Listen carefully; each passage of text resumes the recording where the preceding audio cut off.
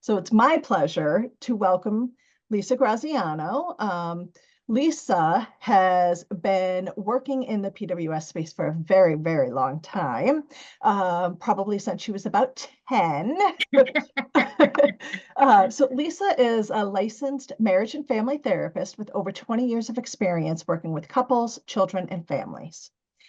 She attended her first PWS conference in 1999 when her son was only 6 months old and has been serving our community since.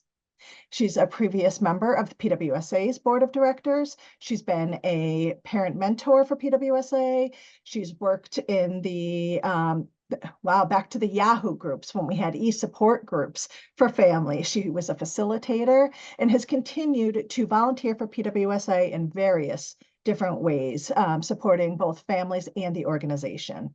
She's created educational DVDs, written numerous articles to help inform and support and empower parents and care providers. And she is currently the PWS education and training consultant for the Prader-Willi California Foundation. So Lisa, thank you so much for being here. This topic is something that we've been asked to present on, provide information on, support families through pretty consistently for the last couple of years. So I am so grateful that you have the expertise to really help us navigate this. So I'm going to this is it's really fun to be here. And this is really our first, it's not the first one we've ever done for Prader-Willi Syndrome Association, but what we want to do is just kind of have this be the first and then getting some feedback so we can build upon the tools that we create for families going forward too. Yes. Well, so thank you so much. I appreciate it. All right. So I'm going to share my screen, if that's all right. All right. All right, can you all see? Well, I can't ask right here. You all see my screen now? Yep, I can. Okay. Terrific. All right, so here we go, guys. Thank you so much for letting me be here and being a part of our learning journey here together.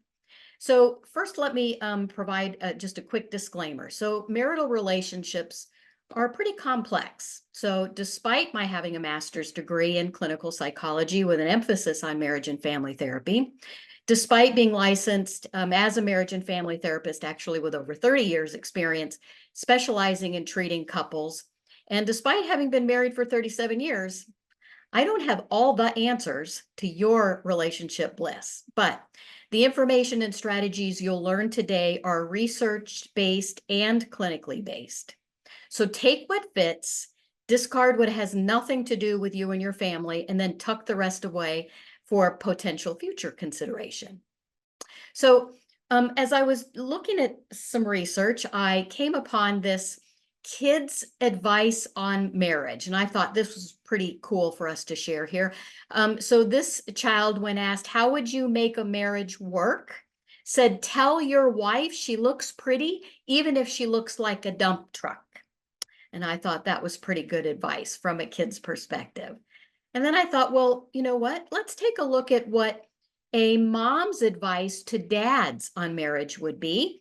And the responses in general we got back were, tell your wife you will learn everything you can about how to manage your child's symptoms and be involved with everyday care, and then do it.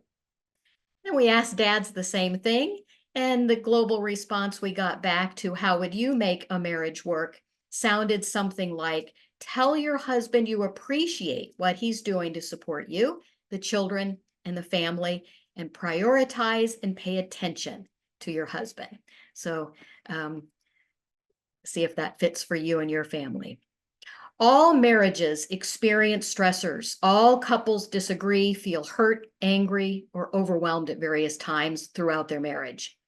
It's how we disagree, fight, express our anger, disappointments, wants, and needs that differentiates a healthy marriage from an unhealthy marriage. Our challenge is not to eliminate the stressors on our marriage and our family, because that's really not possible. Our challenge is to learn how to manage the stressors that come at us and utilize each other as a support system. So let's take a quick look at this science of human connection. Human beings are neurologically hardwired to to connect with each other for survival purposes. Cavemen who hunted together were far more successful than cavemen who hunted alone.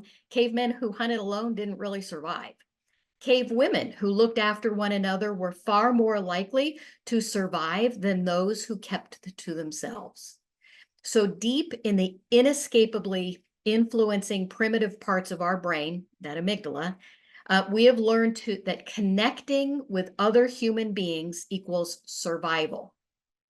Connection feels like our partner has our back, won't let us down, is here for us. This is emotional safety. So what happens if emotional safety is threatened? Well, the primitive parts of our brain really do not differentiate between physical safety and emotional safety. To our primitive brain, emotional pain is just as dangerous to our survival as physical pain. Our partner is supposed to be the safest person in our life. So when we have an interaction that our primitive brain perceives in some way as dangerous, we will feel disconnected, anxious, or afraid that we'll be rejected or abandoned at the primitive primal brain level. Each of us is uniquely sensitive to feeling emotionally disconnected from our partner at the primitive brain level. When they interrupt us or speak over us, we may feel that disconnect. When they fail to remember something important about us, when they forget to do something for us, or when we feel ignored or criticized or devalued. How do we know we're having a reaction at that primitive primal brain level? Well, when our primitive brain feels threatened, it's going to trigger some central nervous systems that pump us full of neurochemicals that activate us to respond to that threat. And so we'll experience increased heart rate, sweating, stomach issues, maybe muscle tightening or tenseness, confused thoughts even, and an automatic urge to either fight or run away, either physically or mentally, emotionally. How we react when we suddenly feel emotionally disconnected from our partner is dependent on our temperament, our individual character makeup. It reflects the way we've learned to protect ourselves from hurt or overwhelm in our family of origin, our original parents and siblings, and other important relationships to us, prior relationships. It's also dependent on our sympathetic nervous system's fight, flight, or freeze threat response. You guys have probably heard of this before, the fight response, whether physically or verbally. And just to note, anger is a very mobilizing emotion. So very often we may respond to anxiety or anxious feelings with anger without even really knowing what we're feeling. Flee is that turn away, leave, just stop engaging in the communication. Or freeze, right? When we just don't respond, when we don't move, when we find ourselves holding our breath or just numbing out. And then a lesser known response is the fawn response, where we're overly apologetic. We often cater to our spouse and we just can't say no. That's that fawn response. How we react will also cause us to demand that our partner emotionally reconnect with us, or cause us to withdraw from our partner in order to feel emotionally safe again. So let's figure out what your primal disconnect fear is. So looking at the pink and the blue columns below in just a moment, let's discover your primal disconnect fear. How do you answer this question? I am most afraid of my aloneness, being abandoned, being invisible, being unwanted, or my feelings don't matter. It's lonelier than living alone, by myself, dismissed. I yell to get a response, any response. I just don't seem to matter to my partner. Or do you resonate more with I'm most afraid of being rejected, being a disappointment to my spouse or partner, failing, or feeling overwhelmed? Do you resonate with the statement of, I never get it right? I can't please. I give up. I just try to keep things calm. I'm failing here. There's really no point. I'll just go behind my wall. So take just a second. And which column color do you resonate more with, the pink column or the blue column? All right, got that? Remember that color. Now let's look at your primal response to that fear. So how do you answer this question? When I suddenly don't feel safely connected to my partner, I usually complain or become critical, blame or point out their mistakes, tell them how to improve, become angry, blow up or yell, insist on making my point, express my frustration with anger, express my disapproval, define them as being the problem, tell them how to change, make threats, or just prod. Or do you suddenly feel disconnected from your partner when you do? Do you usually stay in your head, try to zone out, numb out, just not listen anymore, shut them out or change the subject? Stay calm, I'm staying calm. I'm just trying to reason with you. Stop the conversation by leaving, turning to a task, or just refusing to talk? Or do you defend yourself and show them that they're wrong? Or do you find an exit somehow just to get away, go into your shell like a turtle, or just give up? Which column do you resonate with more? Take a moment. Okay. So if you checked more boxes in both of our exercises in the pink side, then your go-to response mode is that of a demander. Demanders often feel ignored by withdrawers, demand even more, and so the cycle continues. If you checked more boxes on the blue side of the columns, then your go-to response is more of a withdrawer.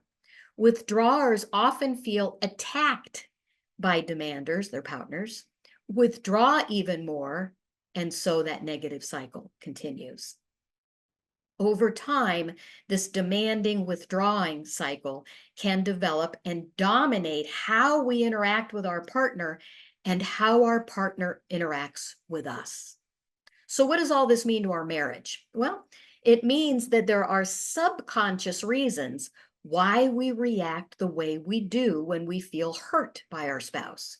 These unconscious or subconscious reactions can begin to then dictate how we respond to our partner, how we perceive our partner's response, and establish patterns of interaction that can eventually dictate whether we turn toward or away from our partner during times of stress. The more we're aware of how we're first influenced by our primitive brain, the greater ability we're going to have to manage these feelings, think more clearly, and comfort ourselves in order to respond to our partner in healthier ways that promote safe connection instead of escalating the disconnect. This is the hard in marriage is hard. This is also the power in successful marriages. So we all know there are special Prader-Willi syndrome stressors on couples. So let's take a look at some of those and then some strategies, just global strategies on how to manage them. So the stressors on the new parent are many, right? Birth trauma, the diagnosis process trauma, interventions, overwhelm, therapists, invading our home, exhaustion from lack of sleep, myriad medical and therapy appointments to get to, different emotional reactions than our spouse. We may feel maybe sadness or worry, while our spouse may be feeling numb or shock.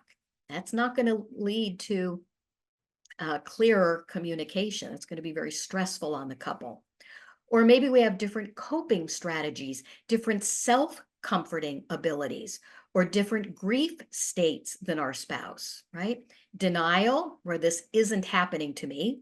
Anger, why is this happening to me? Bargaining, I promise I'll be a better person if we, just make this diagnosis be wrong and we grow out of it.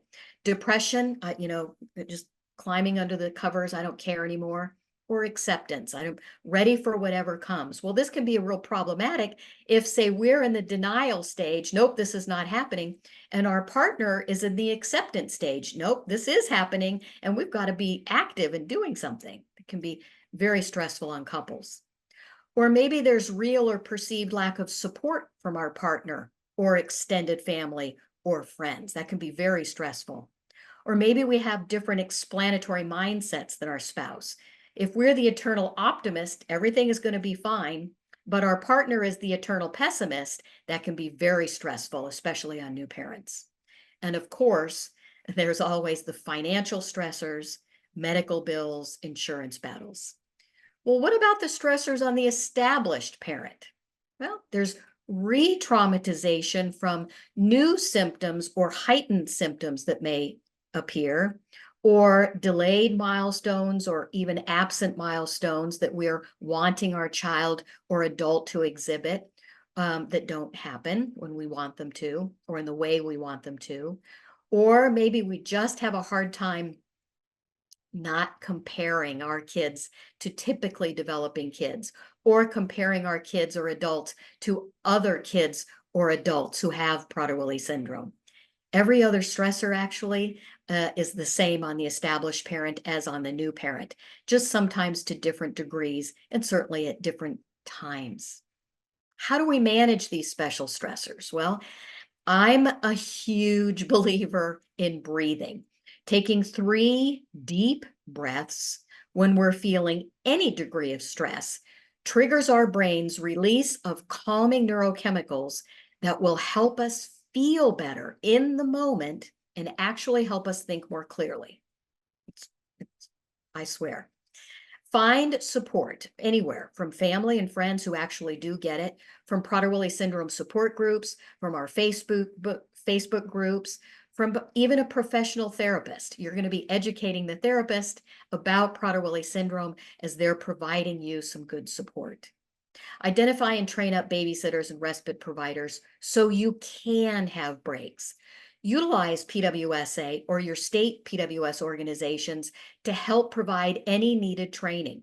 A lot of times, families will say the exact same words to a provider or a babysitter that are meaningless to the babysitter. And then as professionals, we'll come in and say the exact same words that parents just said. And oh my goodness, that made all the difference in the world. So, if somebody's not getting it, because even though you're teaching it beautifully, just know that that's kind of sometimes the human condition, and utilize your professional organizations to help substantiate what you're trying to teach. Identify specialized professionals to help you navigate the early intervention services system, or IEPs, or behavior management that you need throughout your child or adult's lifetime. Trusts, ABLE accounts, all of the age 18 tasks you need to be doing. Identify those specialized professionals to help you do that. Remind yourself that stress and experiences of disconnect can increase when partners have different emotional reactions, that when we're in different grief states, when we're in different explanatory mindsets.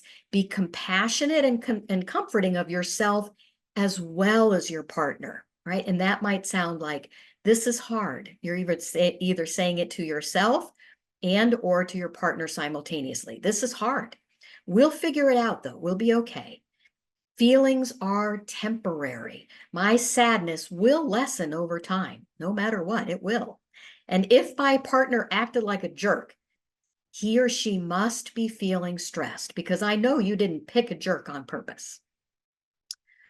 Let's talk about chronic grief, because parents of a child or adult with Prader-Willi syndrome do typically experience chronic grief, which is defined as periodic but recurring feelings of sadness, fear, helplessness, anger, frustration, and or a preoccupation with or a longing for something in particular. Chronic sorrow, says research, is a normal consequence of having a child with a chronic illness or disability. New losses, healthcare crises, and developmental milestones can stir up old feelings of loss. So maybe when our siblings, our other kids, or our kids' siblings or their same age peers are out learning to drive or dating or graduating or leaving the family home or marrying, that may stir up sadness for us. Or when we see family or friends becoming grandparents, this is a huge one for me. This is that longing I have that I will never be a grandparent. And so this is a periodic chronic grief symptom that I will experience every now and again. Chronic sorrow does not mean that we don't love or feel pride in our child. These feelings of chronic sorrow can coexist certainly with our love for our child. And then interesting research does show, and I don't know why, that mothers experience more intense chronic sorrow as compared to fathers.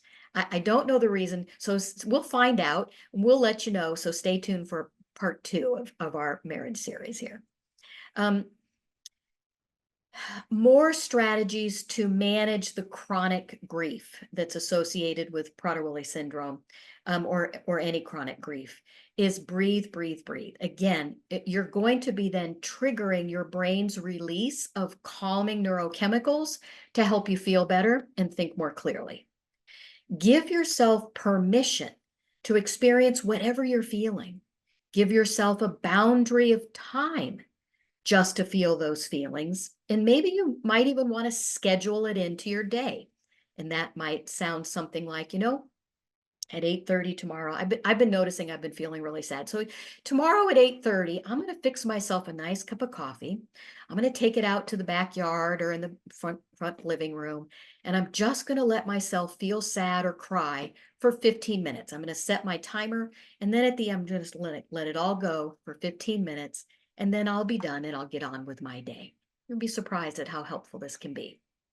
Remind yourself that whatever you're feeling, you're not alone, and these feelings will pass. There isn't a feeling you have that hasn't been felt by someone else. I guarantee it.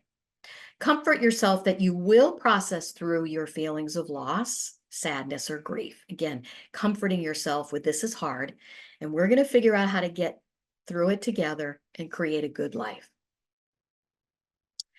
Whether we say it out loud or just think it in our head, blame can negatively influence us and our interactions with our partner. Since there is no cause of Prader-Willi syndrome in 99.9% of the time, blaming ourselves or our partner is a real shame. So for dads in particular, they may blame themselves if their child has deletion, or blame their wife, especially if the child has UPD, or blame the universe. Or moms particularly may blame themselves if their child has UPD, or blame their husband if their child has deletion, or blame the universe. But no matter what, we need to manage this blame because there really is nothing you or your spouse did to cause your child to have Prader-Willi syndrome. PWS is a part of the human condition and has been documented, going back hundreds of years now, we know. So seek out and accept support from your partner, from online sources, in-person support groups, family and friends who really do get it. Support is there if we keep looking for it until we find what really does feel good for us.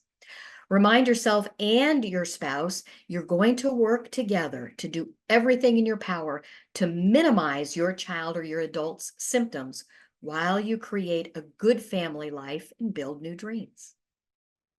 So let's take a look at some common Prader-Willi, PWS, common marital challenges and management strategies, and not necessarily PWS specific, but very often so. So what do all couples fight about, right? All couples, we fight about whether we have Prader-Willi syndrome or not. We fight about money, sex, in-laws, chores, and child rearing, right? These are the top 5. Well, what is it that PWS couples fight about? Same exact thing, except we fight about it on steroids, right? We're going to be looking at money issues, mainly insurance battles, worry about how do we pay for medications, therapy, specialists. We're going to be fighting about sex because the lack of intimacy results from stressors and then creates new stressors. And that's just a never-ending cycle. Extended family members may be in denial, may not be supportive, may be undermining even. And that's going to cause extraordinary stress for us as a couple. Exhaustion, imbalanced or unagreed upon division of labor chores in the family home and managing all that. Huge things couples fight about. And couples always fight about almost always fight about child rearing. We're exhausted, right? That imbalanced or unagreed upon division of labor. We may have different child rearing philosophies than our spouse, different discipline strategies. We may have insufficient, or a partner may have insufficient parenting skills, or our child or adult may have very, very maladaptive behaviors. And that may be extraordinarily stressful on us. So very briefly, in broad strokes, we're going to take a look at some strategies to manage each of these as they pertain specifically to PWS couples. So we want to discuss in detail and reach agreement for how we're going to be allocating money and managing our family resources. Because very often we just don't talk in detail about things. We may fight about things, but we're not in a calm way really talking in detail about things. So we want to do that in detail. Medical and therapy needs, household and educational needs, future saving for a child with Prader-Willi syndrome, and everybody in the family, other children, vacations, retirement, everything. We want to look to experts for financial guidance. We really want to utilize experts because we probably don't have all the expertise in managing the big picture of it. Do not, please, do not think of money as a barometer of your partner's love or caring. For instance, if you really loved me or our child, you'd agree for pay for XYZ, because that's really not it at all. Sex, big thing people argue about or feel disconnected over. Women typically, this is a broad statement, women typically feel more sexual when we feel emotionally close. And men, again, broad strokes, men typically have sex to feel emotionally close. So woo your partner by washing the dishes if that's not something you ordinarily do, or giving a foot or neck massage, or doing the laundry if that's not something you normally do, or give the cook a break with a take-home meal, or prepare a dessert picnic in bed after the kids have gone to sleep. Plan a date night, including making the reservation and identifying and training the babysitter and writing down all the instructions for the babysitter. In-laws and extended family issues are top complaints of PWS couples. So I'm a huge believer in educating all family members. I'm really not a believer in keeping the diagnosis a secret. I'm just not. So this is my bias. Educate all extended family about Prader-Willi syndrome. Provide brochures, articles, invite them to conferences. Be available to answer questions. Be specific with your requests for help and make your corrections kindly. Limit extended family member time as necessary. Suspend relationships that are destructive to your child or your adult or your family. There are family members who really are undermining and may feed your child or go and provide very, very destructive care to your child with Prader-Willi syndrome. And we really want to encourage you to limit the amount of unsupervised time you let your child or adult have with these family members. Don't gossip or speak poorly of your spouse to other family members. Don't do it. Chores, overwhelm and fatigue, again, are top complaints of PWS couples. Moms often complain of having to do everything. Dads often complain of working longer and harder and feeling less connected to the very family they're working so hard for. discuss again in detail and reach agreement about the division of labor and responsibilities. Very often in families, we just kind of morph into our roles and without ever really specifically talking about them until we're overwhelmed and really fed up. And then we blurt it out, right? But we really want you to just schedule a conversation to talk about these things in a calm way, and starting from maybe square one, to divide up things. Ask for help clearly and distinctly and directly. Trade a chore when needed. Be flexible in chore and task sharing. Express your appreciation when the other does something that is helpful to you. And finally, child rearing. Kids and adults with PWS, we all know, present unique and often extremely challenging parenting challenges. So seek out PWS specific behavior management training and support from PWSA, from your PWS or local state organization. Identify babysitters and respite providers. Reach out to your state or local agencies. Reach out to your local universities to identify special education students, maybe, or OT, PT, speech and language therapists, so that you can hire them or have them to volunteer, train them up. We'll talk about this more in a moment. Present a united marital front. Do not overrule or undermine your partner's authority in front of your child or adult, unless your partner is being abusive. If your partner is being abusive, then you intervene immediately to protect your child or adult. If you don't agree with something, though, unless if it's not abusive, ask for a private consultation or conversation. Argue in healthy ways that model how to express disagreement and strong emotion. Model this in front of your kid or your adult. Again, discuss in detail and reach agreement about managing your differences in your child rearing philosophies. Some people might think that children are to be seen, not heard. And others may see that children should have equal input into things. Well, figure that out. Discipline philosophies. I hear very, very often one parent will say, well, I'm so hard on him because my partner is too soft. And then vice versa. Well, I'm so soft on him because you're too hard, right? We've got to come to some kind of mutual agreement about what is hard and what is soft or too much.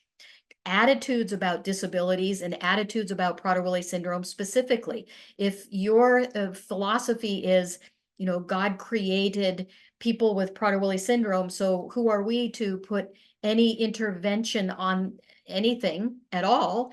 But your partner says, well, hey, I want to provide all the intervention that my child or adult can benefit from. Well, that's very, very different philosophies that need to be agreed upon or talked about.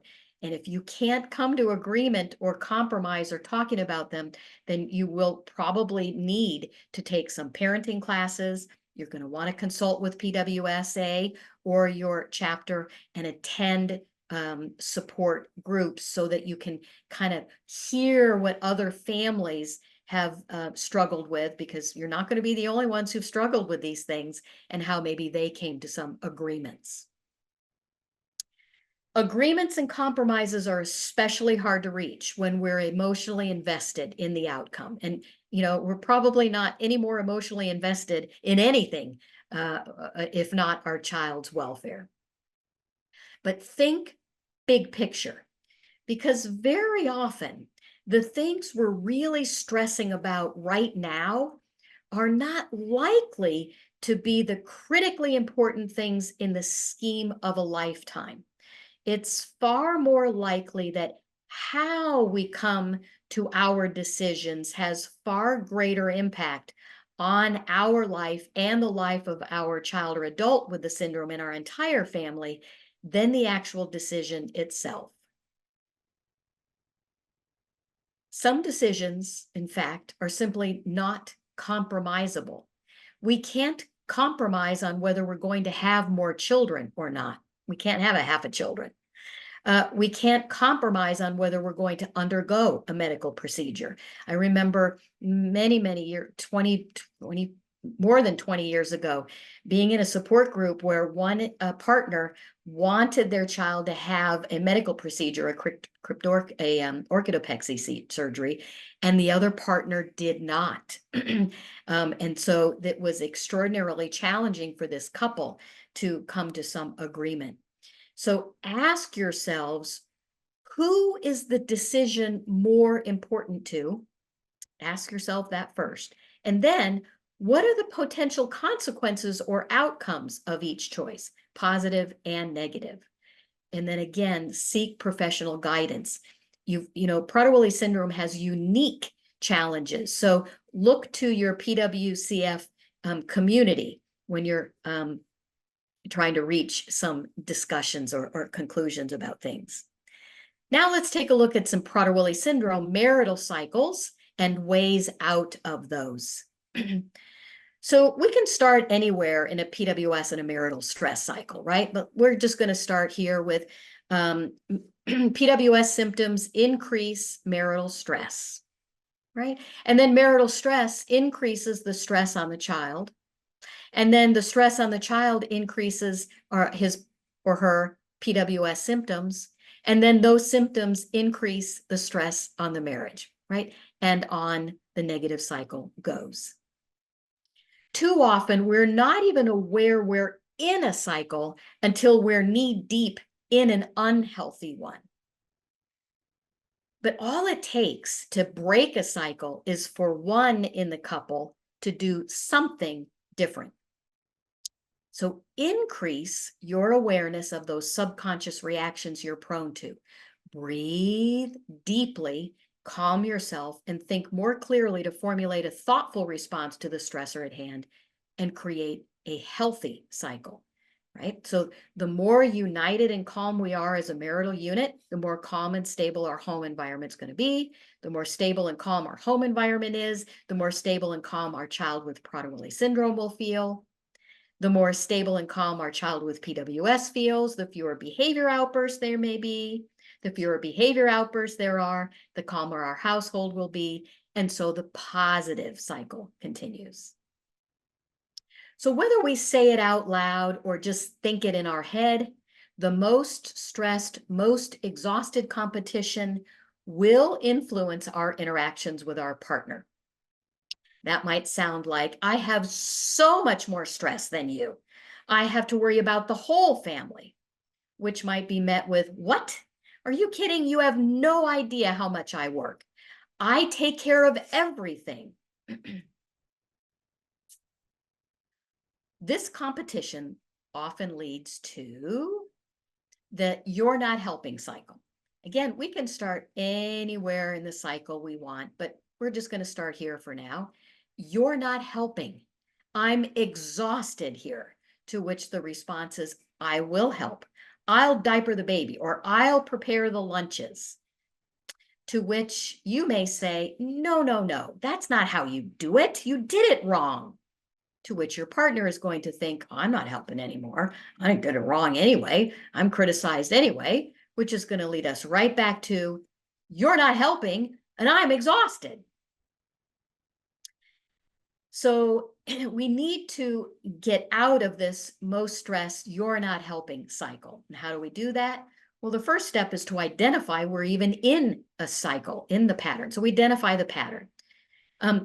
I use mom and dad here in this way because usually it kind of goes like this. Mom is the one who's usually irritatingly demanding dad's help, right? Mom irritatedly demands dad's help, but mom corrects what dad does. Dad feels criticized, stops trying. Mom does everything again, all by herself. Then mom feels exhausted, overwhelmed, and then irritatedly demands dad's help. So we identify the pattern. And then two, when either one of us sees the pattern, we take a deep breath, or three, and then we comment on it. Uh-oh, we're in the middle of this you're not helping cycle. Just commenting on the cycle can bring you outside of it and can help break the cycle in and of itself.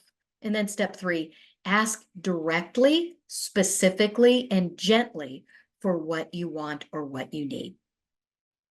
And then express appreciation when you get it. Don't criticize or correct it when you do receive whatever help you're asking for. So some strategies for new fathers to help improve the "you're not helping" cycle might look like, this. You listen to your spouse's concern about how or what you're doing with baby, right? And then incorporate those suggestions as needed. And then if it gets to be too much, then calmly remind your spouse that different does not mean wrong and that you and baby are just fine. Tolerate more mess in general. Develop the confidence in your fathering skills through practice. Ask what you can do for your spouse to help, around the house or to help with the baby. Ask specifically. And then always learn more about the syndrome and then connect with other fathers. New mothers, again, ask for help from your spouse. Be direct, be specific, and be gentle. Unless it's absolutely necessary, don't correct what your spouse is doing, right? Don't criticize. Tolerate differentness, tolerate more mess, and take naps. Express appreciation for the help you do receive, and always learn about the syndrome and connect with other mothers. So what about the strategies for new fathers? Established fathers? It's kind of the exact same thing, right? Listen to your spouse's concern, tolerate, and calmly remind your spouse that different does not mean wrong. And same with established moms, right? Ask specifically for the help you need. Don't criticize, don't correct things, tolerate more mess. And always keep learning about the syndrome and connecting with other mothers. So here's a strategy where we want you to walk a hallway in your partner's shoes. When we're walking a hallway in our partner's shoes, we are practicing empathy. And empathy is that ability to experience another's emotions and respond to them in a heartfelt way. The ability to put ourselves in our spouse's shoes is a critical leadership quality. So model this leadership to the whole family. Empathy is a very critical component to reduce emotional reactivity in our loved ones with Prader-Willi syndrome, but so too is it a critical component to reduce emotional reactivity in our marital relationship. How do we incorporate empathy? Just imagine how we would feel if we were in the exact same, every backdrop of situation as our spouse, right? Everything that they're experiencing in the present time and in their past. That's empathy. Reflecting to our partner what we might think they're thinking or feeling. And then wonder about if we're right, or wonder and ask about their perceptions or their experiences or their thoughts and feelings and inspirations. Ask about it. Just as in the business world, division of labor and specialization are necessary to the overall functioning of the Prader-Willi syndrome family unit. A spouse who works full-time outside the home can't also do the bulk of the housework and childcare tasks. Likewise, the parent who works full-time in the household can't do all the household and childcare tasks all of the time. It's really just not possible. So division of labor, flexibility, and communication are key. Again, specifically discuss and agree how to divide and manage household tasks, from cleaning the toilets to yard work to menu planning to grocery shopping to cooking to laundry to reconciling medical bills and bill paying. Trade tasks as necessary. Specifically discuss and agree how to divide and manage childcare tasks, from getting the kids up and dressed to transportation to and from school or day program, to homework, to medical therapy and appointments, to play dates and outings. Trade tasks as necessary. Determine who hates to do specific tasks and who really doesn't mind to do specific tasks or even likes to do specific tasks, right? My husband hates to do laundry. I don't mind it at all. I hate to do vacuuming. He doesn't mind it at all. So we kind of trade that off. Specialization is absolutely necessary in the PWS family. In a perfect world, both parents would be well educated on all aspects of PWS symptom management, including medical needs, medication and supplement management, therapies, IEPs, state-funded programs, federally funded programs, age 18 tasks, including guardianship, SSI benefits, supplemental Social Security benefits, financial management, special needs trust, family trust, ABLE accounts, IHSS money management, SSI money management. I mean, the specialization that's required for us as parents is just astronomical. But we don't live in a perfect world. So discuss who's going to specialize in what aspect of care, and then teach the other what you've learned, right? So one's the specializer and the other is the general. I have a general understanding of it all. So attend educational conferences. Who's going to do this? Or are both of you sometimes going to do it? Attend educational conferences, webinars, support meetings, medical and therapy appointments, IEP meetings. The attending partner is then going to share that information with the non-attending partner, who's going to listen attentively, ask questions, and learn.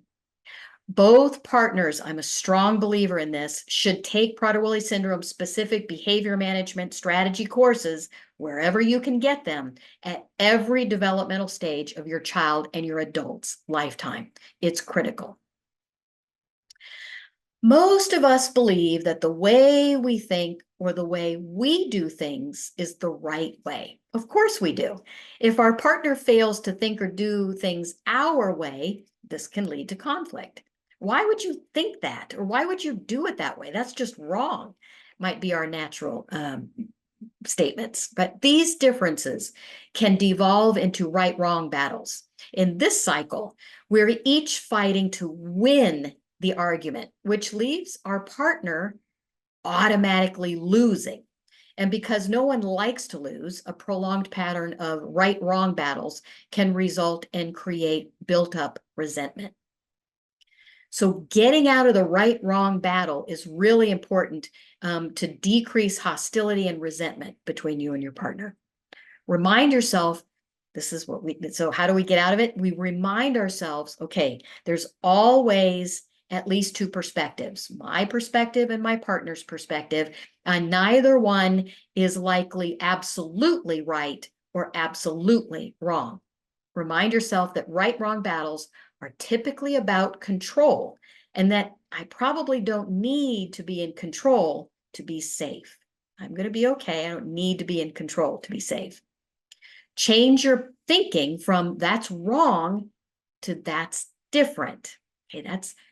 That's different.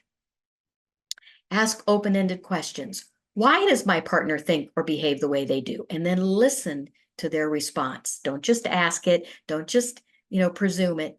Listen to the response and try to understand it. And then look for the grain of truth in your partner's statements or complaint. Because there's almost always some grain of truth in our partner's criticism or complaint. And here's how we find it. We presume there is a grain of truth. We look for it, we consider it. You might be right. Might be a way you manage that. Or, I don't know. I don't understand. Let me think about that.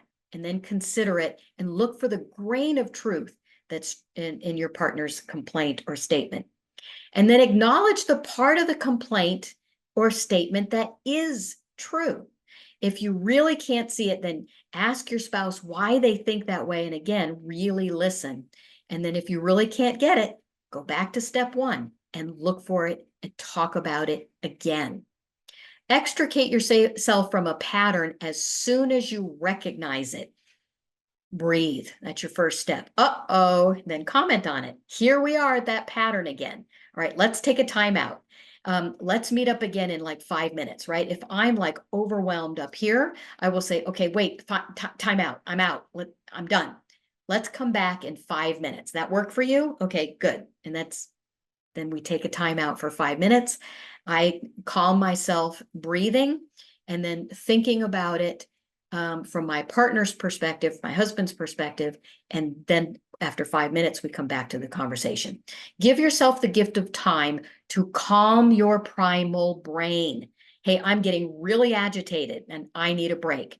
Let's take a time out and again, meet in 5 minutes, 10 minutes, whatever you think you need, and then check in with your partner. You don't want to abandon them, right? Okay, that okay with you? Good. So let's do an exercise real quickly. Think about this yourself. You don't love me, you might say. You never call me anymore to ask how I'm doing. You don't think about me. I don't matter to you. You just don't care. So what's the grain of truth in this statement? You don't love me. You never call me anymore to ask how I'm doing. You don't even think about me. I don't matter to you. Well, maybe the grain of truth is, you know what? I don't call as often as I used to. That actually is true. So then you're going to feed that back to your partner and kind of validate what they've just shared. The grain of truth of it is, I guess I don't call as often as I used to. That doesn't mean I don't love you though, because I do. I will make more of an effort to call during the day, right? That can de-escalate everything right there. It's human nature to defend ourselves against a perceived attack.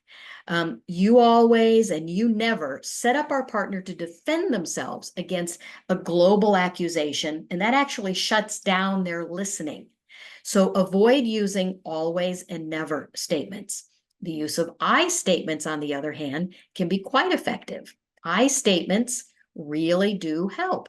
I statements help clarify what you're wanting or what you're needing. They actually help you express it more clearly and directly, and they help you ask for it gently and without blame. So an example of a nice I statement would be, I remember when you used to call in the middle of the day to say hi. I've really felt special all day long when you did that. I miss your calls. I'd really like you to call me more often. That's a nice I statement. So let's do another exercise here. Find the real I statement of these two. Our first one is, I can't believe you just watched me fold all of that laundry and never offered to help. I think you're really inconsiderate. Or, can you please help me fold the laundry? I'm exhausted tonight. Take a second. Which is the real I statement? Well, ready? If you said this one, meh, you got it wrong, because this one is a disguised criticism in an I statement. I think you're really inconsiderate. That's a disguised I statement because your partner is going to say, no, I'm not. I'm not inconsiderate, right? But this, can you please help me fold the laundry? I'm just exhausted tonight, is simply a statement of how you're feeling and what you're wanting. Matter of fact, you could even kind of add on to that. You know what, can you help me? Because if we do it together, it'll get done faster, and then we'll be able to relax, cuddle, play, or make love. For those of you who are Jana Lee and Al Heineman fans, this is actually Jana Lee and Al in their hot tub. It's important that we express our irritation, annoyance, disappointment, anger, and hurt, etc., very directly and clearly so that resentments don't build up.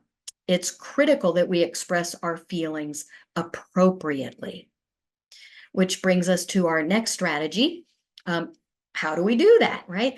Unexpressed feelings can lead to resentment, and feelings expressed inappropriately can lead to disconnect.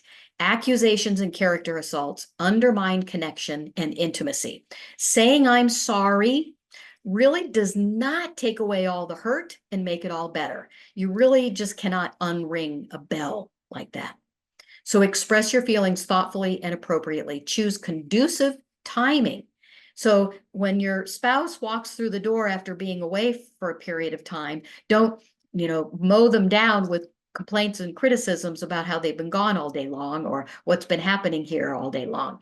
Before you speak, breathe and think about your partner's situation. I am so angry. Here's an example. I am so angry, I feel completely taken for granted, ignored, tired all the time. I've asked you to pick up your hair from the bathroom floor and you just don't do it. Why not? Instead of, what's wrong with you? You are such a selfish, inconsiderate, lazy SOB. The first one is an expression of your hurt, your frustration, your anger, right? And you're actually asking, why don't you pick up the hair off the floor? Not making some character accusations, because maybe they don't see the hair off the floor because they don't have their glasses in, to which there could be a, you know what? I don't see the hair, but I'm going to put my glasses on so I see the hair and I'll make more of an effort for it, right? But if you're name calling, you're never going to get anywhere. Remember the rules we learned back in kindergarten. And the number one rule, be kind, right? So here's another strategy to follow some of those rules we learned in kindergarten. Some of the basic rules are going to help us in our marital relationships, actually all relationships. Be kind, be helpful, be respectful, do your best, keep your hands to yourself, keep your space clean. If you're having trouble being nice, a couple of suggestions are pretend that instead of your partner you're speaking to a friend or a valued coworker. That might help you phrase things differently. Or pretend you're being observed by someone you want to think highly of you. That can be helpful.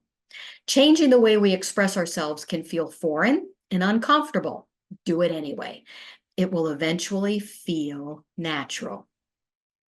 So a strategy to be nice includes changing our thoughts. So positive thoughts create and sustain positive thoughts and feelings. Negative thoughts promote and sustain negative thoughts and feelings. So we want you to change those negative feelings by shifting your negative thoughts to more positive ones. Again, it may feel phony. Do it anyway, because eventually it will work.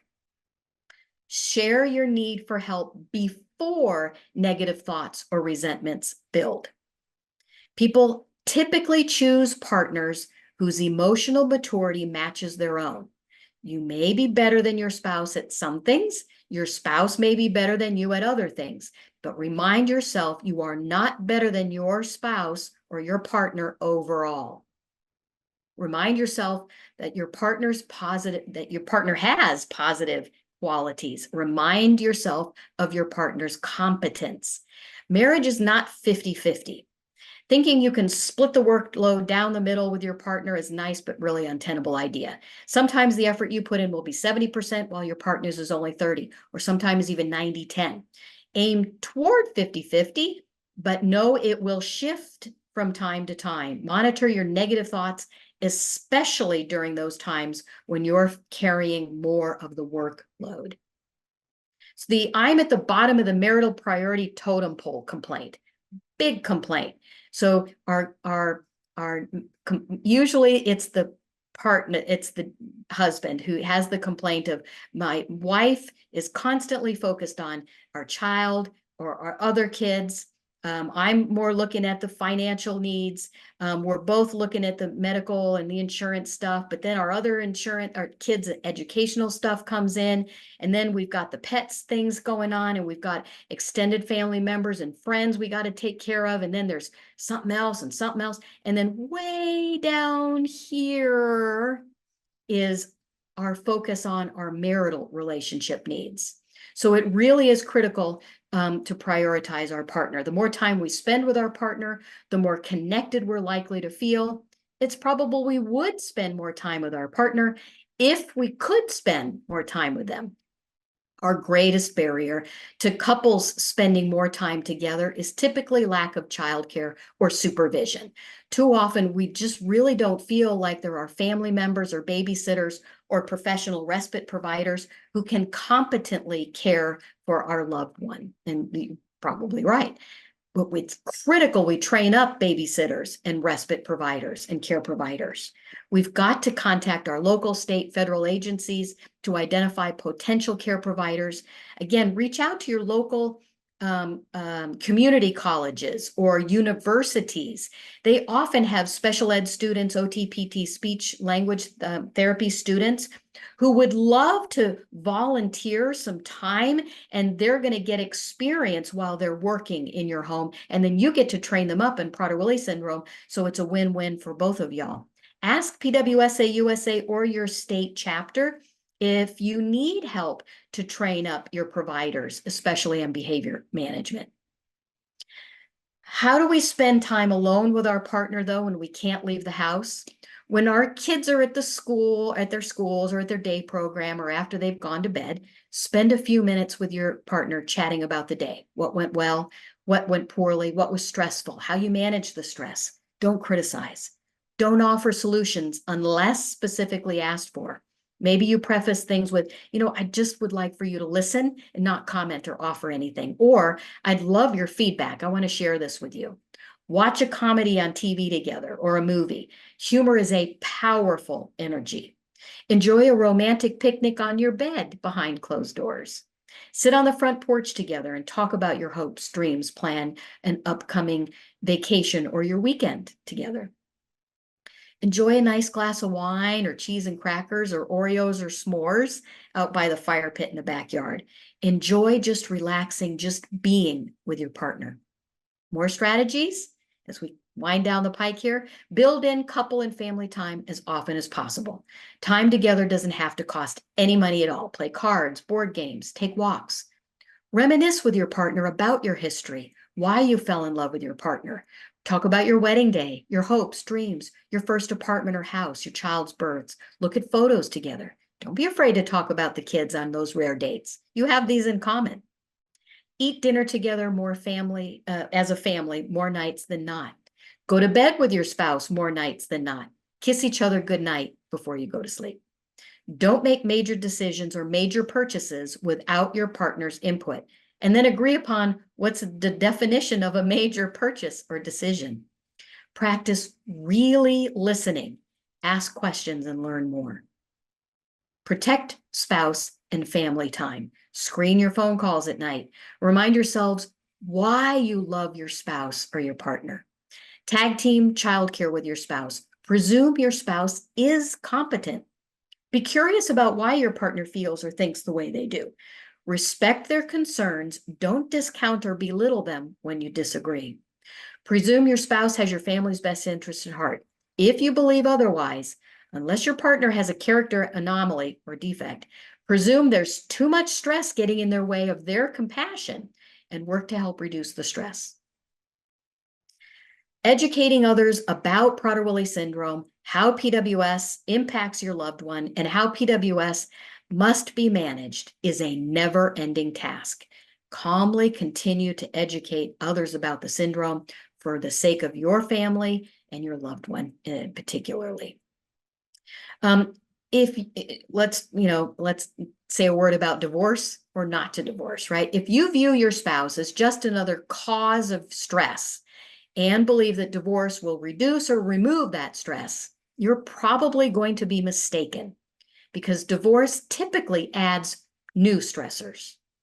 If your spouse is physically or emotionally abusive, is dangerously abusing drugs or alcohol, or has a serious mental or psychiatric illness that puts you and your family at risk, you likely will have no choice but to separate.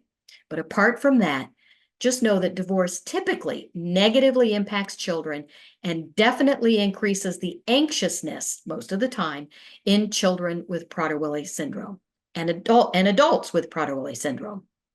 Divorced or not, though, if you and your partner are continuously fighting and treating each other disrespectfully, this behavior will absolutely be destructive to everyone in the household. So focus on managing and improving your behavior. This in and of itself can break some cycles and improve your marriage. Marriages that endure manage to maintain that we're in this boat together team approach. So work together to strengthen your marriage and create a supportive environment for your loved one with PWS and your entire family. Work together to move from a sinking ship to a smooth sailing. So I've of course, you have PWSA USA's information. My contact information is here as well. And so I think I'll stop the share, and whatever time we might have remaining, devote to questions. Lisa, that was fantastic. So I'm here thinking, well, I'm not a parent of a child with PWS, that there's nothing that's going to be a value for me. And I felt as if you were talking to me and my husband through this. The tips were really, really great. So thank you for that. I also personally love the picture of Al and Janalee in the hot tub. When I first looked at it, I was like, wow, she looks just like Janalee did.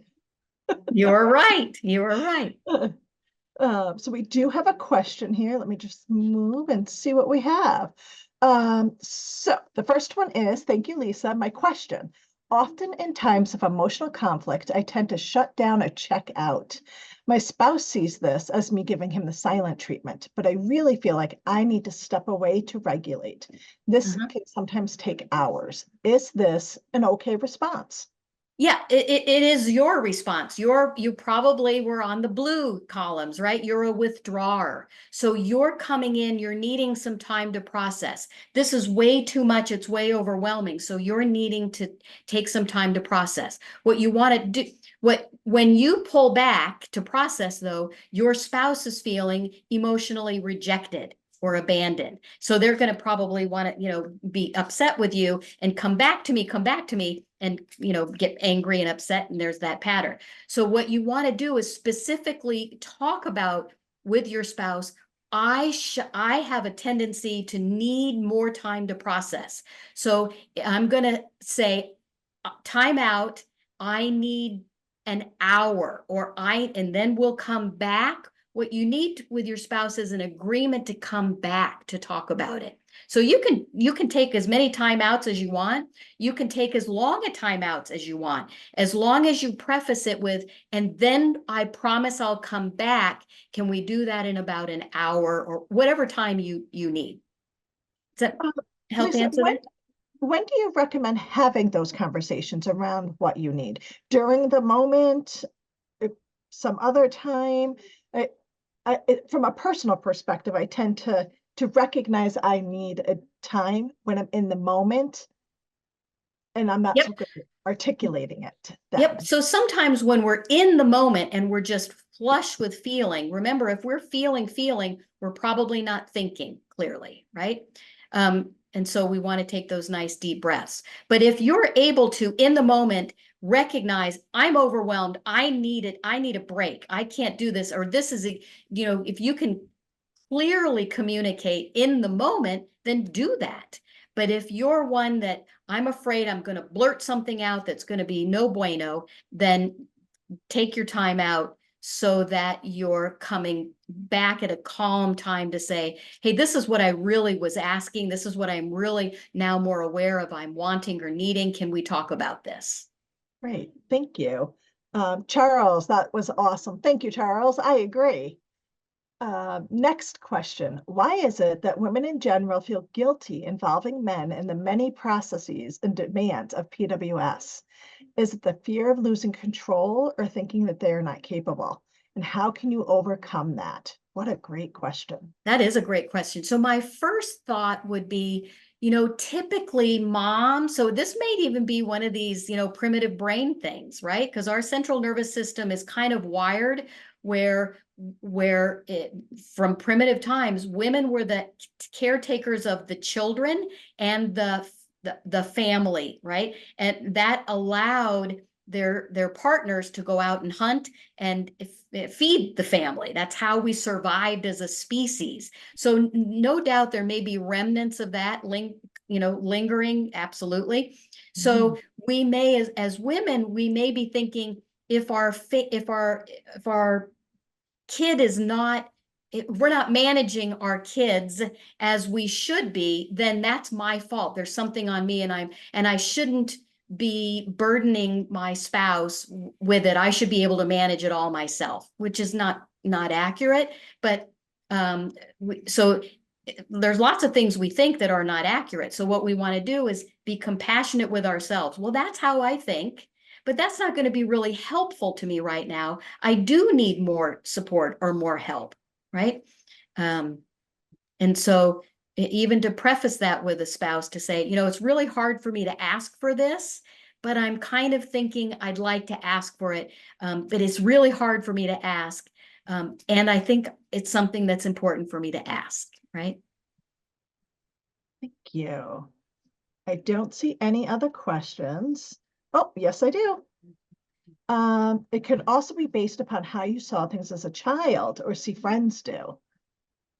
Sure. All of our family of origin, when we're little girls, we're kind of programmed to take care of babies, and we don't have pretend husbands unless we're Barbie and Kenny, right? In my generation anyway. So yeah, all of those influences, our family of origin, maybe our family of origin didn't teach us this at all. Maybe it's not our primitive brain, but maybe we got out of another relationship where that's where the systems we were involved with our other partner, our spouse, those thoughts are stemming from there. That we could be influenced by any number of ways. A great point. Any other questions? Something we struggle with is putting up boundaries.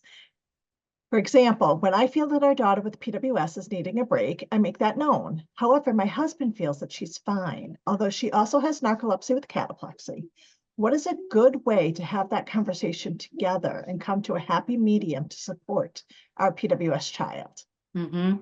Yeah, so that's the conversation you have not in front of your daughter. That's a conversation you might have when it's a calm night, when you set a date. Hey, I'd really like to talk to you about your thoughts about she's fine, and my thoughts about, well, she does need some extra support. Can we set a date to talk about that? So really define that time, and then make it a non-adversarial conversation about it, right? So Now, the important. key is so important. And the key is really listening. You don't really seem like you're bothered by it, or you're not seeing the problem.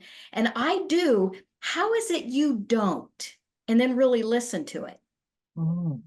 In the talking out loud, sometimes we may be unaware of something, but when we say it out ourselves out loud, then we think, oh, well, maybe there is a problem here. And you don't have to reach a resolution in the conversation, because sometimes it's just fine to let things simmer, walk away from put it to bed. Okay, well, I was just curious about how you didn't see anything. Maybe the next day or 2 or 3, our spouse will come back and say, I was thinking about what you said. And maybe I'm a little bit of, denial about it. Maybe you have a point. That would be nice for us, right? Or Yes, maybe our spouse says, and here's why I think that. And you say, well, I never thought about it that way. Maybe you have a point. Yes. This was all amazingly helpful. Yes, it was.